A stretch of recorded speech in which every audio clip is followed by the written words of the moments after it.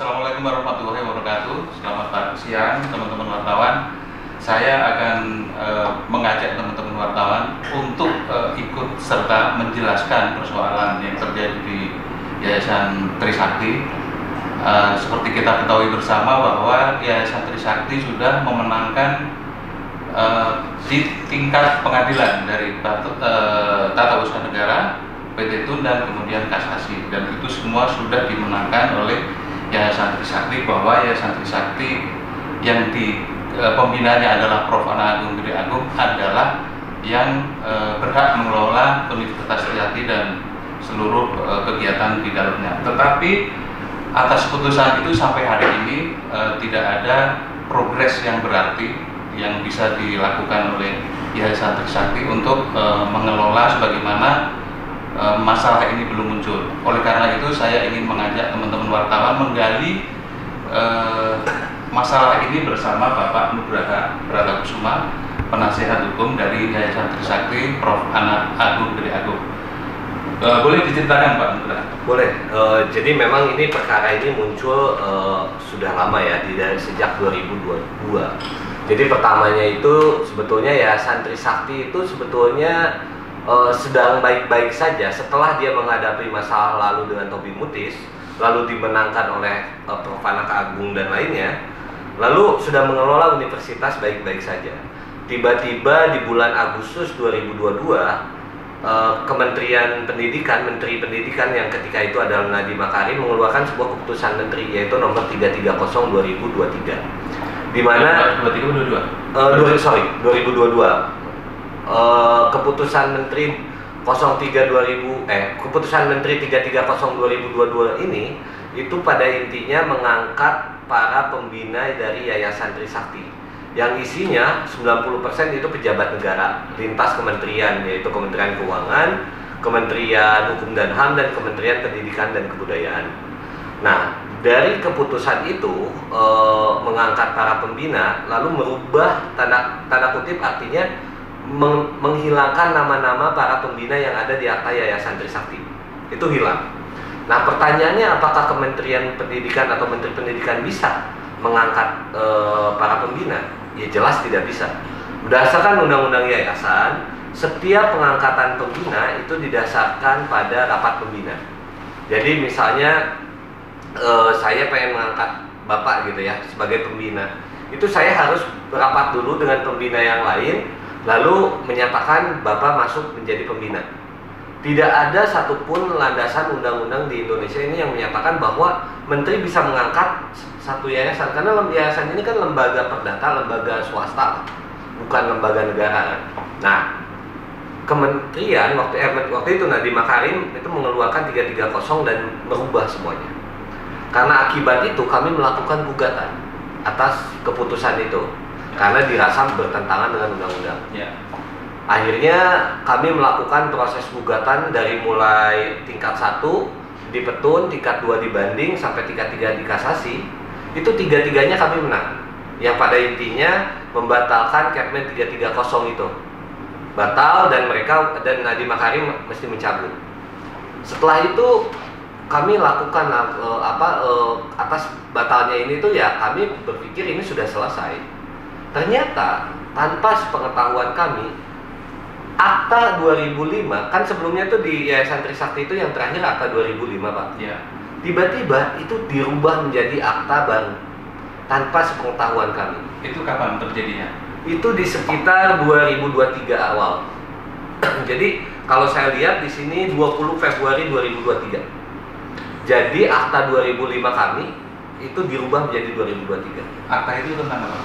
Akta itu akta ini Yayasan Trisakti. Oke. Yang isinya awalnya Pak Anak Agung, Pak Richan, Pak Sinjala, Pak Kristiadi, tiba-tiba hilang semua, berubah menjadi orang-orang atau pejabat-pejabat negeri yang berdasarkan Kepmen 330. Jadi Kepmen 330 ini dilandaskan menjadi perubahan akta kita. Saya logikanya begini Pak. Misal Bapak punya perusahaan, kan rapat umum pemegang saham itu yang menjadi landasan Bapak menjadi pemegang saham, siapa menjadi direksi. Tiba-tiba tanpa ada rapat umum pemegang saham, si direksi datang gitu ngecek, ternyata lah kok saya nggak ada, semua orang nggak ada, dirubahlah jadi orang lain. Itu hanya menteri yang nunjuk, nggak bisa kayak gitu. Nah, ini yang menarik juga ketika saya cek di AHU. Jadi sistem pencatatan itu kan administrasi hukum ya. Di AHU. Ketika dicek itu tidak bisa dicek, Pak. Jadi ditutup oleh mereka. Notaris siapapun nggak bisa ngecek, kan ada tuh aksesnya lewat online, Pak. Ya. Itu nggak bisa dicek. Padahal seharusnya bisa. Harusnya bisa. Untungnya waktu itu saya tiap hari melakukan pengecekan. Akhirnya kita berhasil 1 kali 1 hari itu terbuka, entah mereka sedang melakukan apa, terbuka, dan akhirnya saya berhasil mendownload. Namanya profil yayasan ini. Ya. Profil yayasan ini akhirnya saya berhasil mendownload secara resmi, tertulis resmi dari Ditjen AHU. Akhirnya terlihat di sini bahwa akta kami sebelumnya, akta 2005, di sini ada nama Pak Anak Agung, ada nama Pak Harican Silalahi. Itu tiba-tiba dirubah menjadi akta 2023. Akta 2023 ini itu isinya pejabat negara semua. Di sini dilakukan di 20 Februari 2023 dengan SK AHU juga sudah diterima oleh AHU. Gitu. Nah, ketika dalam perkara saya mendapatkan bukti, Ya. karena ini bagian daftar bukti, tapi saya mungkin tidak bisa terlalu mengungkap ya, karena mungkin ini ada di. Tapi bukti ini adalah akta notaris. Ya. Akta notaris dari perubahan akta kami. Akta kami sebelumnya adalah akta 2005. Jadi sebelum ada perubahan, ini adalah akta kami 2005. Akta ini dirubah, dihilangkan seluruhnya menjadi akta baru ini. Yang menarik dalam akta ini adalah disebutkan, jelas disebutkan bahwa akta ini didasarkan Kepmen 330. Ya. Jadi merubah ini, dan akhirnya diamini oleh AHU, Dirjen AHU, bahwa akta itu diterima. Yang menjadi masalah adalah berdasarkan putusan pengadilan tingkat 1, tingkat 2, dan tingkat 3, Kepmen 330 itu batal. Ya. Lalu pertanyaannya, berarti kan akta ini menjadi harusnya tidak sah. Dirjen AHU harusnya mencabut akta ini, harus dicabut dan menjadi tidak sah karena didasarkan pada Kepmen yang sudah batal. Nah, yang menarik adalah kenapa Dirjen AHU tidak mencabut? Padahal saya sudah berkali-kali bersurat. Saya sudah berkali-kali bersurat ke Dirjen AHU di mana tidak pernah direspon. Pertanyaannya, kenapa Dirjen AHU kekeh pakuwuh gitu kalau bahasa Sunda bilang, nggak mau mencabut akta tersebut. Ternyata kalau dilihat dari Kepmen 330 itu ada namanya Cahyo Rahadian Muza. Cahyo ini diangkat oleh Menteri Nadiem Makarim menjadi pembina. Lalu dalam akta ini juga ada namanya Cahyo. Lalu dalam profil yayasan ada namanya Cahyo. Nah, pertanyaannya, siapakah Cahyo ini? Cahyo ini Dirjen AHU. Dirjen AHU. Dirjen AHU. Diangkat sebagai pembina. Diangkat jadi pembina. Jadi dia itu mengangkat dirinya, lalu mengajukan kepada dirinya. Jadi dia menjadi pembina, lalu dicatatkan di AHU.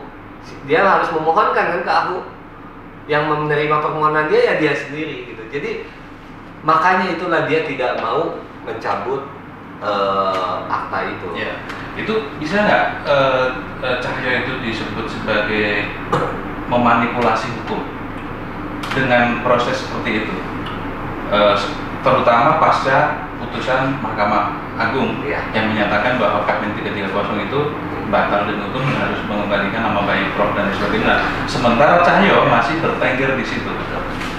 Jadi saya tidak perlu bicara manipulasi atau hukum. Saya yakinlah warga negara kita pada pintar. Yang pertama, tidak ada aturan undang-undang yang menyatakan pembina bisa diangkat berdasarkan keputusan menteri. Ya. Artinya kalau tidak ada apa? Ya mereka bikin aturan sendiri nih lewat Kepmen semau-maunya. Padahal secara struktur undang-undang di atasnya. Nah, setelah Kepmen ini dijadikan landasan padahal di bawah undang-undang, dibatal juga lewat keputusan Mahkamah Agung. Ya. Harusnya kan berhenti nih harusnya selesai, harusnya dicabut akta itu. Tapi Cahyo masih ada di sana. Dan Cahyo sebagai penjaga gawang di AHU untuk mengecek, melakukan verifikasi apakah ini benar, apakah ini sah, apakah ini melanggar undang-undang. Dia meloloskan, dan bahkan ketika sudah ada putusan dia tidak, ibaratnya sudah diloloskan. Dulu mungkin alasannya, oh karena ada Kepmen dia loloskan, dia masukkan. Tapi ketika Kepmen batal kan harusnya dibuka kembali lalu dikeluarkan kembali ke 2005. Nah artinya ketika undang-undang tidak mengatur, Kepmen batal, terus akta ini tetap dipegang di Cahyo tercatat ini, di AHU tercatat ini buat apa? Gitu. Artinya kan ada satu pertentangan hukum. Gitu. Surat yang dikirimkan hingga 3 kali itu apa isinya surat itu? Ya isinya meminta Kemenkumham dalam hal ini yaitu Dirjen AHU untuk mencabut akta 03/2023 karena akta 2023 ini dilandaskan pada Kepmen 330 yang telah batal, dan mohon dikembalikan kepada akta 2022 dan memberikan Pak Anak Agung akses untuk melakukan perubahan. Tapi sampai sekarang masih belum, sama sekali belum pernah diberikan jawaban. Sejujurnya begini, kami itu pernah diaudiensi oleh Kementerian Hukum dan HAM. Waktu itu sudah dirubah, jadi itu sudah bukan Pak Yasona, tapi Pak Supratman, Andi Atgas. Kami akhirnya audiensi sama beliau respon sekali, baik sekali, bahkan beliau mau menindaklanjuti. Namun waktu itu kan masalahnya mau ada pilpres, pengangkatan presiden. Jadi pelantikan. Saya paham lah. Sebelum itu berarti ya pertemuannya? Sebelum. Jadi masih namanya Kemenkumham. Beliau respon dan akan menindaklanjuti sesuai dengan aturan hukum yang berlaku. Saya melihat beliau sangat serius lah. Saya sangat apresiasi. Namun kami paham juga beliau masih sibuk mungkin ya dengan proses ini, apalagi sekarang perubahan nomenklatur gitu. Tapi seharusnya yang sebagai divisi yang mengerjakannya atau bagian yang mengerjakannya itu Dirjen AHU, harusnya dia yang lebih menindaklanjuti, karena kan yang punya kewenangan utamanya kan sebetulnya mewakili Kementerian itu kan Dirjen AHU untuk melakukan pencatatan. Dari Dirjen AHU sendiri tidak pernah ada respon apapun. Ketika pertemuan ada Dirjen AHU-nya nggak? Enggak, tidak ada. Sayangnya tidak. Menjanjikan kapan akan diselesaikan nggak Pak Supratman? Secepatnya kata Pak Supratman. Cuman ya kita tunggulah. Saya harap, saya yakin lah Pak Supratman ini orang yang berpendidikan lah, dia cerdas. Kemarin kita juga ngobrol, dia sangat apresiasi, maksudnya saya sangat mengapresiasi lah cara pandang beliau dan menerima kami. Cuman ya gimana ya, anak buahnya masih tetap nggak mau merubah, ya kita lihat lah bagaimana. Kalau yang disebut SABH itu apa menurut Anda? SABH itu adalah Sistem Administrasi Badan Hukum. Ya ini SABH ini. Isi dalamnya SABH itu ini. Jadi SABH itu ada sistem yang dibuka aksesnya oleh notaris. Jadi notaris itu bisa merubah akta perusahaan Bapak, misal dirubah menjadi apa. Jadi ketika Bapak mau melakukan perubahan, kan ke notaris. Notaris merubah itu dalam SABH. Nah, ketika SABH-nya digembok, dikunci, notaris manapun tidak bisa melakukan perubahan. Yang punya wewenang menggembok siapa? Ya Dirjen AHU. Dirjen AHU. Jadi Dirjen AHU itu ibaratnya gini, digembok nih, ada perubahan masuk, dia buka, dia rubah, dia gembok lagi, ada perubahan. Nah pertanyaannya, dia menerima perubahan, dia bukan tidak menerima, tapi hanya menerima perubahan dari notaris Andi Sona namanya, Andi Sona Ramadini. Ini notaris, nih nggak tahu sakti sekali nih, dia bisa membuka SABH yang sedang diblokir, lalu merubah menjadi akta 03, dan sekarang ada perubahan lagi Pak. Jadi ada perubahan lagi, akta ini ada perubahan lagi.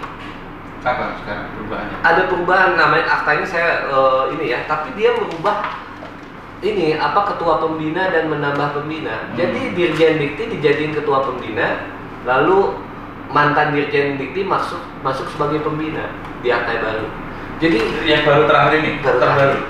Jadi setelah ini ada akta lagi. Tapi dasarnya akta itu ya akta ini dasarnya Kepmen 330 gitu. Jadi apa ya, bisa dibilang kayak permufakatan gitu antara notaris dengan Dirjen AHU dengan para pembina Trisakti yang batal oleh Kepmen ini tuh kayak kong kali kong, udahlah yuk kita rubah, kita tutup, kita rubah, kita tutup gitu. Permufakatan jahat ya Bapak yang ngomong. ya karena kan putusan pengadilan diabaikan untuk kepentingan mereka, ya jahat dong. Kalau di negara hukum mestinya tidak seperti itu. Betul, bertentangan dengan peraturan. Saya bisa pastikan ini bertentangan dengan peraturan. Nah, para oknum yang seperti itu ada sanksinya sebetulnya? Nah, sayangnya tuh begini. Sebetulnya dalam konteks AUPB ya, asas umum pemerintahan yang baik, jelas mereka sangat melanggar aturan-aturan ini. Terbukti dari apa? Petun dibatalkan yang dianggap mereka melanggar, tidak punya wewenang. Ya. Sebetulnya dalam konteks hukum itu menjadi, tapi dalam konteks hukum pidana, sebetulnya ini bagian dari kolusi menurut saya, nepotisme. Ini ada banyak kan, apa yang dimaksud korupsi, kolusi, nepotisme itu ada banyak. Salah satunya ya dia menggunakan jabatan untuk kepentingan dirinya sendiri. Karena begini, Yayasan Trisakti itu kan yayasan yang besar. Dia yayasan yang sudah dari dulu. Tiba-tiba Bapak gitu ya, diambil alih, diramp gitu sama pejabat. Tanpa, ya ibaratnya sebuah bangunan Bapak udah bikin, bangun gitu, udah ada perusahaan, udah akhirnya tajir, udah besar lah. Tiba-tiba akta perusahaan Bapak diganti oleh orang lain tanpa sepengetahuan Bapak gitu. Dan ini pejabat tanpa alasan yang jelas. Apakah melakukan kesalahan atau tanpa itu ya? Ya itulah Pak. Dan aturannya nggak ada Pak. Udah aturan undang-undangnya itu nggak ada gitu. Tiba-tiba ya kalau bayangkan ini penting bagi pemirsa ini ya, penting banget. Bayangkan kalau ini bisa dilakukan sewenang-wenang kayak gini Pak. Dan ini bisa jadi presiden yang buruk. Saya kalau jadi pejabat gitu ya berpikir, wih Binus seksi nih, saya rubah aktanya jadi punya saudara saya. Wih Prasmul nih bagus nih, saya rubah. Bagaimana kalau kayak gitu Pak? Diambil dirampok aja satu-satu. Tidak harus kulon dulu ya, tiba-tiba. Tidak pernah ada kulon ke wah itu apa ya sebutannya, istilahnya apa yang paling tepat itu? Ugal-ugalan sekali ya? Ya sangat. Ugal-ugalan sekali dalam menerapkan hukum. Dan ini saya tidak bicara mengada-ngada ya, maksudnya ini saya bisa bertanggung jawab dengan sesuai dengan bukti-bukti, sesuai dengan putusan pengadilan dan proses pengadilan. Jadi bukan framing ini. Silakan. Bahkan saya sangat terbuka apabila pihak dari para pejabat ini mau berdiskusi di halayak publik gitu. Saya sangat terbuka sekali gitu. Karena begini, ini negara hukum lah gitu, maksudnya ada aturan-aturan yang boleh dilanggar, ada yang boleh tidak. Kalaupun narasi di mana Yayasan Trisakti itu adalah yayasan yang didirikan juga oleh pemerintah dulunya gitu dan lain-lain, tinggal duduk Pak, duduk kita bicara, masuklah para pembina ke dalam Yayasan Trisakti yang secara aturan benar gitu. Kan bukan masalah tiba-tiba tanpa sengonyong-onyong ganti semua gitu. Iya, kasar sekali ya. Dan itu nggak pernah dibicarakan ya bahwa ini kalian punya masalah ini sebaiknya. Sebelumnya tidak pernah ya. Tapi saat ini mereka selalu menggemor-gemor di publik ya, kita seolah-olah mau ambil alih, mau apa segala macam. Tapi kan masalahnya bukan masalah ini ya. Pak Anak Agung memang tercatat di akta 2025, tercatat di profil yayasan itu Pak Anak Agung tercatat. Jadi memang sudah ada Pak Anak Agung di dalamnya gitu. Jadi bukan orang luar juga gitu. Oke, jadi apa upaya yang dilakukan menghadapi bandelnya para pejabat di Kumham maupun di Kemendikbud? Yang jelas di Kemendikbud itu sudah selesai. Sudah selesai, kami sudah menang, keputusan menteri itu sudah batal dan tidak bisa diajukan PK berdasarkan judicial review yang ada di Mahkamah Konstitusi. Nah, yang harus dilakukan adalah Kemendikbud yang mungkin sekarang adalah Kementerian Dikti ya, dia berubah nomenklatur kan, Pak Satrio ya, Pak Satrio Brojonegoro. Brojonegoro. Jadi saya harap Pak Satrio tuh bisa membantu kami untuk mengeluarkan atau melakukan eksekusi, maksudnya secara sukarela. Untuk mencabut Kepmen 330, karena di sebelumnya Nadiem Makarim setelah kita suratin beberapa kali gak mau ngeluarin surat itu, sampai akhirnya dia diganti, sampai sekarang dia belum. Nah, saya harap Pak Satrio ini bisa mematuhi putusan pengadilan yang sudah inkrah untuk mengeluarkan surat pencabutan dan merehabilitasi orang-orang yang ada di 2005. Itu ada di putusan pengadilan, ada di putusan pengadilan. Jelas itu. Maksudnya narasinya jelas bahwa narasinya jelas. Di putusan pengadilan disebutkan bahwa harus mencabut, bahwa harus memulihkan nama baik, memerintahkan untuk menerbitkan surat keputusan berisi tentang rehabilitasi dan pengakuan susunan pembina, mewajibkan tergugat mencabut keputusan 330, menyatakan tidak sah keputusan 330. Jadi ini sudah tegas begitu secara putusan. Jadi saya harap Pak Satrio bisa segera, karena secara prosedur apabila memang tidak dilakukan, kami akan melakukan eksekusi ke pengadilan, akan melakukan amaning yang nantinya ya cepat atau lambat tetap itu. Tapi pertama kali diputuskan ya akta itu kan sudah keputusan itu sudah tidak berlaku kan ya. Itu dari sisi Kemendikbud Pak. Dari Kemendikbud. Nah, dari sisi Kemenkumham tidak mungkin dia tidak tahu putusan ini kan. Jadi saya harap, karena seluruh data ada di sana ya. Iya, dan orangnya aja ada di sini gitu. Pak Cahyo ada di sini. Jadi saya harap Kemenkumham dengan segera, apalagi Pak Andi Adgas Supratman ini kan pemerintahan baru nih harus saya harap bisa mencabut akta 03 ini dan mengembalikan kepada akta 22 2005 yang mana memberikan akses para pembina yang dalam hal ini Prof. Anak Agung untuk melakukan perubahan-perubahan di akta tersebut. Jadi kalaupun dia tidak melakukan, jelas ini pembangkangan kedua gitu, pembangkangan putusan pengadilan kan sebetulnya gitu. Kira-kira mungkin ini bisa menjadi tantangan buat Menteri Hukum ya, sekarang namanya Menteri Hukum ya. Hukum, dalam 100 hari kerja setidaknya dia harus bisa menyelesaikan ini ya Pak. Betul. Ini akan berefek besar menurut saya, karena Yayasan Trisakti atau Universitas Trisakti adalah lembaga kampus reformasi. Dia yang mengawali reformasi perubahan. Bayangkan ketika reformasi ini dicucuki gitu dan tidak bisa maksudnya dirampok gitu. Dan ketika Pak Supratman Andi Adgas ini menjabat dalam 100 hari ke depan, dia bisa menyelamatkan, menurut saya ini akan sebuah wajah yang cantik lah bagi pemerintahan saat ini, menyelamatkan Trisakti dari cara-cara yang salah gitu, Pak. Dan Pak Nura yakin ya Pak Supratman bisa sangat yakin melakukan itu ya? Sangat mampu. Pernah bertemu sebelum ini? Betul. Saya sangat yakin, saya sangat ini bahwa Pak Supratman ini saya merasa Pak Supratman ini orang baik lah. Dia tahu mana yang salah dan benar. Dan kalau dia melihat pada aturan-aturan yang ada, melihat pada putusan pengadilan, saya yakin dia bakal mengikuti semua ada yang diaturan pemerintah. Kalaupun ternyata ada wacana Trisakti mau diubah jadi PTNBH, kalaupun itu benar ada, mengingat ada putusan Mahkamah Agung yang sudah membatalkan itu, artinya impian itu juga nggak mungkin terbukti ya. Jadi itu gini, munculnya PTNBH itu adalah narasi dari kekalahan. Jadi sebelumnya tidak ada narasi PTNBH, akhirnya kan kalah mereka. Sekarang pertanyaannya gimana nih? Kita masih bisa nguasain ini, padahal ada putusan pengadilan kalah.